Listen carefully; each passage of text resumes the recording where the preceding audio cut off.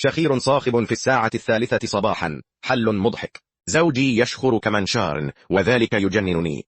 جربت كل شيء لإيقافه ولكن لم يجد نفعا، لذلك وضعت خطة.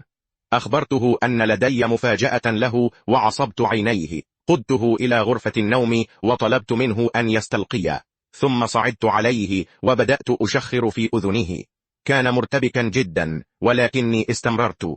أخبرته أنني سأنام هكذا كل ليلة وأنه عليه أن يتعود على ذلك.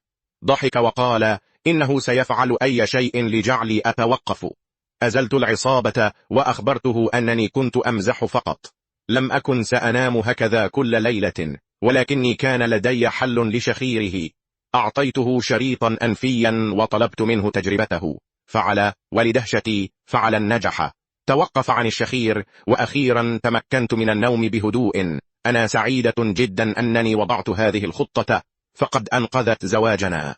منذ تلك الليلة نعمنا كلانا بنوم هادئ، وتعلمت أنه أحيانا يمكن للفكاهة أن تكون حلا فعالا للمشاكل.